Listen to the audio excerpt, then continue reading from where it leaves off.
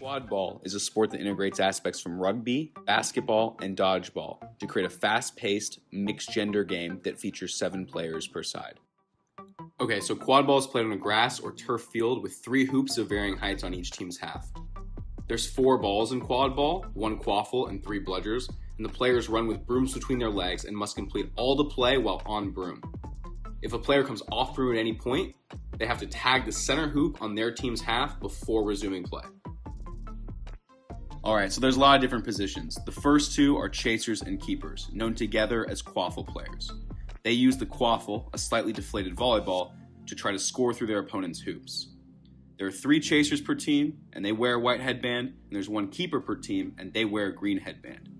The keeper is only different in they can't be interfered with in their team's keeper zone, which is an area around the hoops when they possess the quaffle. On offense, all 4 players move the quaffle by running and passing and shooting to attempt to score. A good goal can be scored from either side of the hoop, and it's worth 10 points. On defense, players can tackle each other, and we're talking full contact to prevent the other team from scoring. Beaters, distinguished by black headbands, use the bludgers, dodgeballs, in a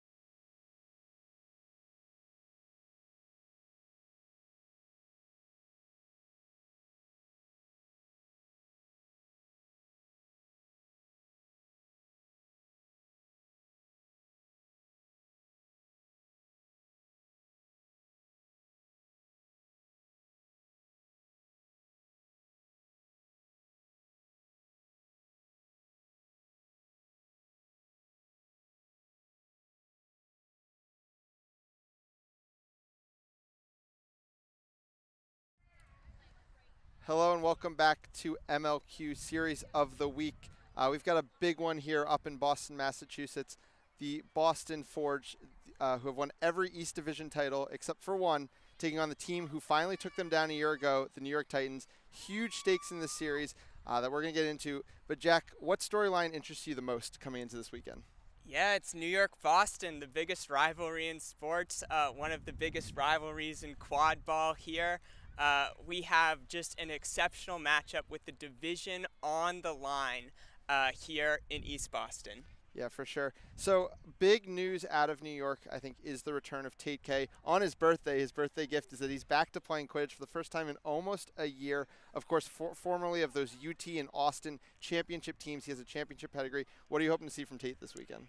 Yeah, Tate K is one of the most dynamic beaters in the sport. Those University of Texas Austin programs, of course, many college national titles, and now the question is whether Tate K, coming over from the defending MLQ champions in the Austin Outlaws, can bring some of his activity to the beating game of the Titans and match the historically great beating from the Boston Forge. Yeah, and that's one, old faces in new places. Another really relevant one for this rivalry, 2 actually, Taylor Crawford and Peter Lawrence. Taylor, one of the longest standing members of this Titans team. Peter Lawrence, a shorter standing member. Now both with the Forge, both of them known for their very physical play. And talking to Coach Frank Minson before the series, he highlighted that. He said, we miss it sometimes, and we've got some really good physical defensive players, but these guys know us and we know them. What do you expect from them? Yeah, quad ball is a full contact mixed gender sport, and Crawford and Lawrence are going to be some of the most fearsome tacklers that the Forge put out to defend against the drives of the Titans. They're going to be so key in stopping the New York offense. Yeah, a lot of scenarios to go over, but just to go over the really simple ones. If New York wins this series either 2-1 or 3-0, they are once again the East Division champions. If Boston wins 2-1, chaos ensues. If Boston sweeps, Boston is the East Division champions. Washington also still very much in the mix. There are all kinds of ways that this thing can break down, but we're really excited to see how it goes. We're going to start throwing over the field. We're about to get started here. We're going to go over some starting lineups on both sides, starting with the home team, the Boston Forge. Taylor Crawford, who we were just talking about, wearing the green. Ian Skura, Zach Doyle, Rachel Manhart, the remaining chasers, and Aaron McCready and Steve Belitsky will start at beater. On the other side, John Jackson is the keeper. Devin Lee and Tessa Mullen starting at beater. We have Yanko, we have Mike Lee, and we have Lindsay Morella chasing. Chris LeCompte, our head ref, gets us started. It's Mike Lee and Taylor Crawford running for the ball, and it's still loose on the ground. Finally, Devin Lee's going to clean it up, and it will be New York ball. But then they get bludger control off a call by the ref as well. John Jackson in the lane. Last year's leading scorer for New York, always a huge offensive presence. Over to Yanko, back to Lindsay Morella. Lindsay Morella, the Team USA star, with the ball behind. Ian Skura steps out to her. It's a wrap that she tries to slip through, does eventually get out to Yanko. It is a loose ball. It is picked up. No, still loose on the ground. Being assigned to New York, but that's finally going to end this long advantage call that was being held by Chris LeCompte. Advantage very similar to how it works in soccer. If a foul is made on the team who's on offense, if it's going to cause them to have a less successful play, they will let it play on until they lose that advantage, which they did there. Yeah, and Boston, it looks like, ultimately came away with bludger control. That's when a team has 2 out of the 3 bludgers in play. So it's Belitsky and McCready, as you mentioned, the starting beaters for the Forge with bludgers in hand. Yep, it looks like no call on the play. Yanko's inbounding. 2 ways to inbound in quad ball. You can either walk across the line or you can pass across. He chose pass. He and Mike Lee are working it back and forth. Zach Doyle's going to step out hard on Yanko. Yanko goes right around him, looking to hit the lane. Steve Belitsky closes the door with the bludger, and it goes back to John Jackson. Slow and patient from New York, something that's long been a key part of this program. John Jackson's going to take it behind now. We're seeing Mark here from Boston. Mike Lee has it across. Mike Lee rips it into an open hoop. New York opens the scoring 1-0. Yeah, the mid-range shot falling early for the Titans as we get a bludger in the booth. Shooting has historically been something that Boston is really good at. If New York can match the shooting, they're going to be in good shape today. Yeah, Taylor Crawford gets pressed into a forced shot. John Jackson knocks it down. He's going end-to-end in transition. He's up against Ian Skura, slips right through the one-arm tackle. New York is up 2-0 in a hurry. And John Jackson, the big keeper for the New York Titans, a Harvard grad, getting on the board early, doubling the lead for the Titans. Yeah, plenty of Boston and New York overlap here. Harvard grad Leo Freed on the bench for New York right now. Also Harvard grad Lindsay Morellas from the Massachusetts area. Taylor Crawford is pressed again. Devin Lee and Tessa Mullins are taking over this game. Ian Skura beat out. Mike Lee in transition. Nobody stop him. Crawford steps up. Crawford misses a tackle. Uncharacteristic from him. Lee puts it through. 3-0 New York in a blink of an eye. And New York is running all over Boston right now. This team, coached by Frank Minson, loves to get out and run, and they are executing their game plan to perfection early. Mullins steps high again. Lee finally loses an exchange with Belitsky, and Mullins does as well. Will Skura look to drive for now. Patience gets it over to Doyle up top. Doyle's a threat near the hoops, but this time playing as an 8 on the side. A screen from Manhart allows Skura to go to the left side. Bludger's flying. Skura hits the lane. Skura flips one up to Doyle, but it's not to be. A little too casual there from Skura. Yanko comes down with the turnover. Yeah, and the connection between Skura and Doyle has been the cheat code for the Forge, but in their first real offensive half-court possession, not able to connect, and the New York Titans are going to go back to work. Yeah, that Charlotte series was all about that connection. The Washington series was more about the play of Harry Greenhouse, who we've yet to see on the field. Bludger control, though, is with Boston. As we mentioned, a major strategic advantage in Quidditch is having the 2 bludgers the other team's 1. Doyle's going to be beat out by Lee, who can get bludger immunity once his is on the ground. Ball goes over to Yanko. This time, Zach Doyle steps hard. Zach Doyle gets a wrap. Yanko does get the ball out. Morella now has it. She's looking to hit the lane. Flips one back to Lee. Lee has it in the corner. Tries one to Jackson. A little too casual. Taylor reads it. Oh, it's John Jackson with a huge tackle, knocking Taylor Crawford out of bounds. forcing the turnover. Big play out of John Jackson. Yeah, Jackson is one of the best defensive players in quad ball, usually shows his skills around the hoops. That time makes a tackle at half pitch that saves a goal. Yeah, any tackle that forces someone out of bounds is a turnover. As Tate K steps in the game, takes an exchange with Steve Volitsky. Yanko has on the wing. Yanko, I'm gonna generously call that one a shot, but was not particularly close to any hoops. Yeah, I think it was a shot, and missed a shot aside. New York looks so comfortable right now handling the ball, just circulating around the Boston defense. They are feeling good early here. Yeah, and they're going to get a bludger turnover, so bludger control is going to go back to New York here to their new pair of Kerry Donnelly and Tate K. As we mentioned, K playing his first ever minutes with a team up in this part of the country. Been up here a year, but unfortunately surgery and an injury kept him out for most of that period of time. Finally back on the field on his birthday. Yeah, it's really exciting to see Kay in the Northeast. Let's see what he can do. Doyle has on the right, like we said, still playing up top there. He goes in behind Bolitsky. Nobody stepped yet. It was a tackle by McCready on Kay. It's going to open up a no-budget situation. Doyle looking to hit the lane. His shot goes high. It's recovered by Crawford, who gets it to Skura. Skura, not one who's known to post up, but is able to get the goal there, though I think we're going to talk about it real quick with the refs. Yeah, nice persistence by Boston to follow up on their rebounds and chase down some missed shots. Just stick with the possession. That's what they're going to need to find against this tough New York defense. Yeah, it's going to be a call against New York. It's going to result, I believe, in a bludger turnover. But I think bludger control had already gone to Boston, so no call on the play. Goal stands. Ian Skura opens his account for the weekend. But yeah, as you mentioned, and, with this Boston team, there's a lot of overlapping quaffle talents, and they're still kind of working them together, who should be in what spots. Taylor Crawford does a big job behind the hoops there. We see the first beater sub for Boston, Lulu Zhu, in the game for Aaron McCready. Yeah, Shu, one of the real veterans of the sport, a Team USA player in her own right. Let's see if she can help steady the ship for the Forge. Yeah, Bolitsky and Zhu win an early exchange, forcing New York back, but doesn't force them to use your reset. You can only cross back across half court once in a possession. The second time is a turnover. New York hasn't used that yet. Shu steps up high, does absorb a beat, but doesn't lose bludger control. Really heads up play there. Yeah, great play to throw back to her own hoops.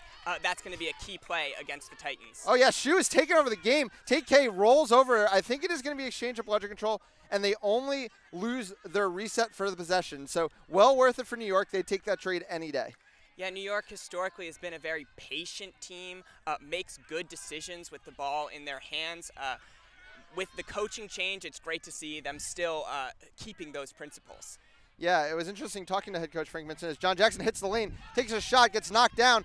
Everyone's trying to get on it. Finally, it's going to be Skura who comes up with it. Yeah, Ian Skura, the keeper for the Boston Forge, although right now he's wearing the white chaser headband.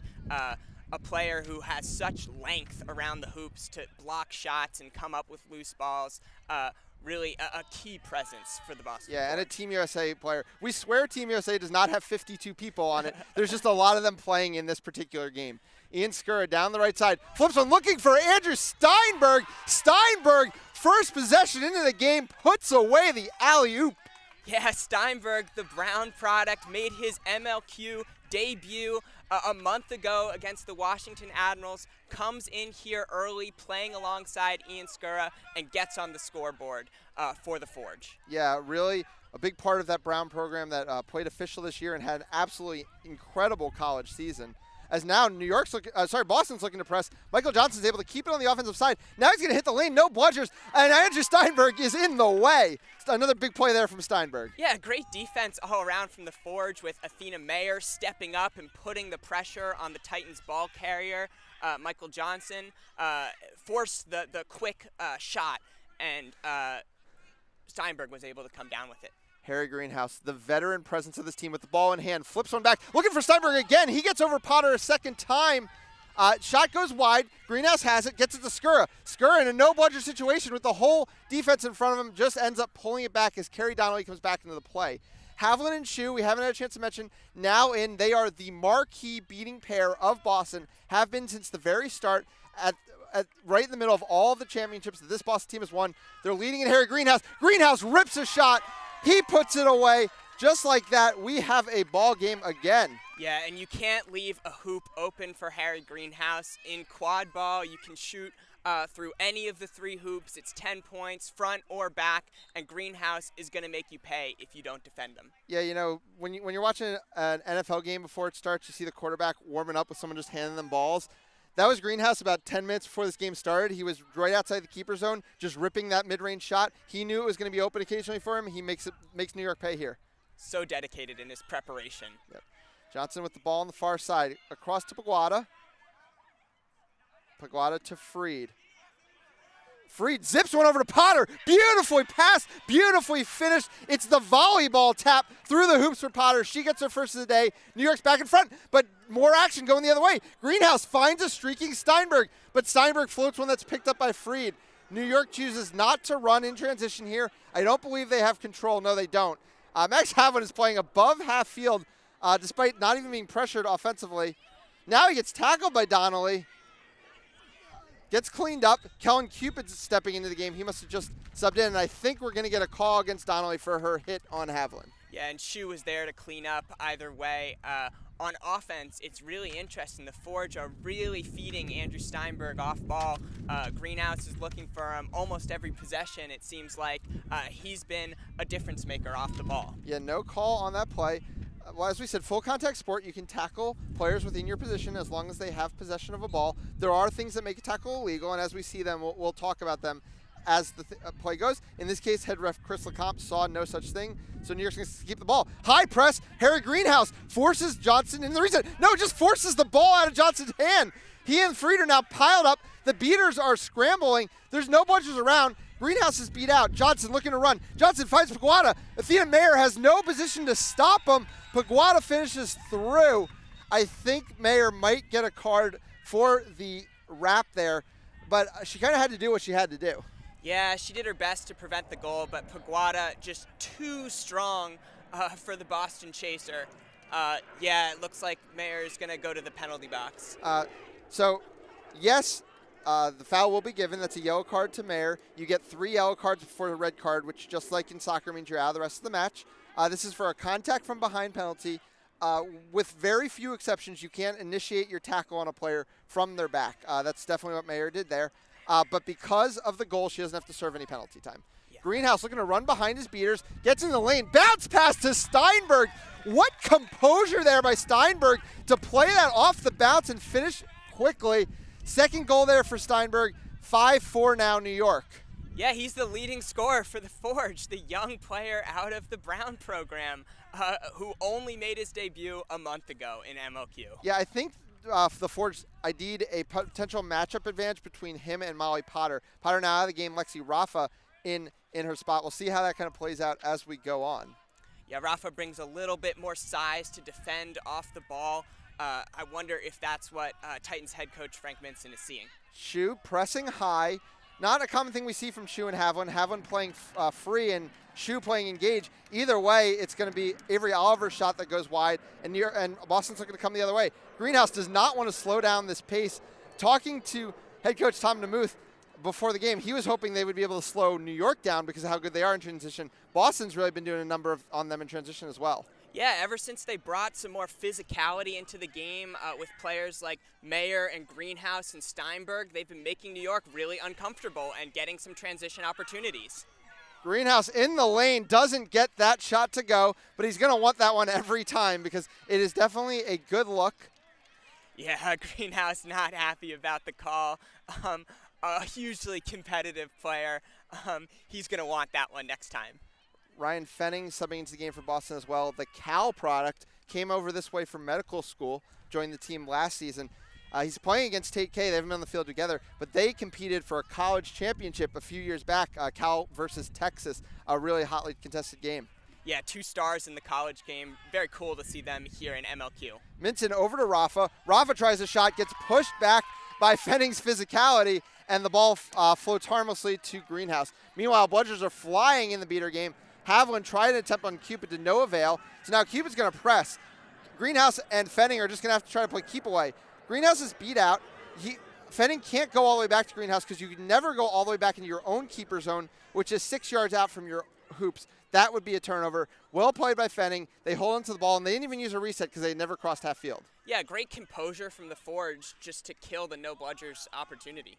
Fenning got it over to everyone's favorite target, Steinberg, whose shot misses, then Greenhouse's shot misses. But you have to say this about Boston. They're getting a lot of good looks right now. Yeah, and they're not going to be a team that ever stops shooting. Shooters got to shoot is the mentality for the Forge. It's a long-term, mentality with this team, dating back to, Jake Archibald, a former star for this team. But so many of these great players, Harry Greenhouse the same way, Teddy Costa, another former player of this team. It's always been a big part of the mentality. Yeah, it's in their DNA, the shooting, and those shots fall more often than they don't.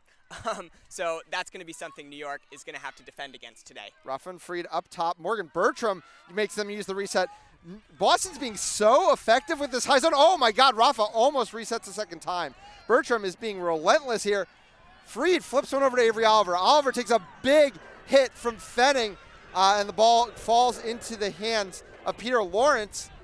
Lawrence now running in transition with Beckman. Back to Lawrence. Lawrence sees a hoop. Lawrence puts it through. We're all not up at 5. And the physicality from the Forge on defense has been such a difference maker. Remember how comfortable New York was early on in their half-court offense. And now, all of a sudden, you have players like Morgan Bertram stepping into the game and forcing resets all the way at the half-pitch line. You have players like Ryan Fenning flying out of the keeper zone to make tackles on chasers around the hoops. It's really thrown off the Titans here. Yeah, and when that stoppage happened, you saw Lawrence and Beckman greet each other. Beckman, who hasn't played a ton of minutes for the team this year, but talking to Tom DeMuth before the series, he said a key person on this team to get the bench fired up, and that's something you need in a long 3-game series like this. Yeah, and Beckman, of course, we'll see later in the seeking game, one of the best seekers for the Forge. Leo Fried blocks a bludger, gets over to Frank Minson. Minson hits a streaking Lindsey Morella.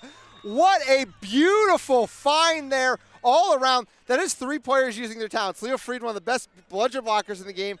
Frank Minson, great in the lane. And Lindsey Morella, just an all-around star. And that time she goes vertical to come up that alley-oop. Oh, so pretty from the Titans. That is this New York program at their best under the leadership of Frank Minson.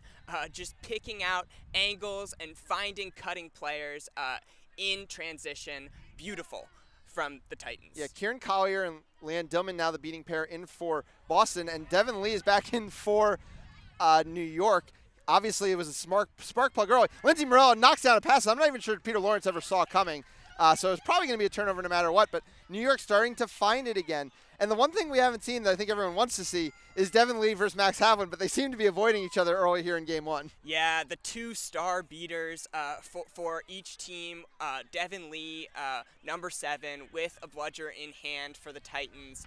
Max Havlin, the Team USA mainstay for the Forge. But you're right, they haven't gone face-to-face yet. And we get a switch in defensive strategy here from Boston. They're going to bring out the hoop zone, also known as the Baylor zone, the first college that ever made it popular way back. And it's 3 players at the hoops with only 1 out. We're just going to see how New York attacks it here. They're going to attack it with Mike Lee. He misses. Leo Fried gathers. Fried flips one high. Not to be. Lawrence comes up with the rebound.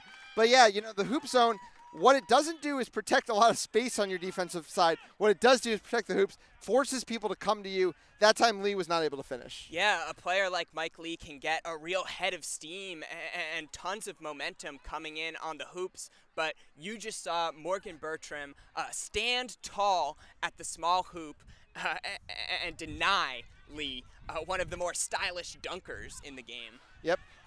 Fenning has the ball on the right. Hesitant here against the hybrid look that New York has where the weak side often fades back to the hoops. It's a marked look, but with a bit of a fade in. Phil Kane now in the game at beater for New York. Lawrence is into the lane. Mike Lee steps up, passes across to Beckman. It's a wrap from Morella, and Leo Fried knocks it down at the hoops. Yeah, New York showing that they can match some of the physicality on the defensive end, beginning with Lindsey Morella. just a stalwart defender for every team that she's ever played for. You saw the last possession, Morella inserting herself into the passing lanes. This possession makes the wrap at the hoops to deny the chance. Yeah, the two keepers for New York, both long and both very good around the hoop shot blockers. Also both from Harvard. They're just kind of built in the same vein in a lot of ways. Yeah, that's John Jackson and Leo Freed, who you'll see toggle back and forth for the Titans. Yep. Morella has the ball on the left side. Over to Lee. Lee back to Minton. Minton, a lot of space here. Minton tries to drive. Leanne Dillman shuts the door on him with a mid-range beat.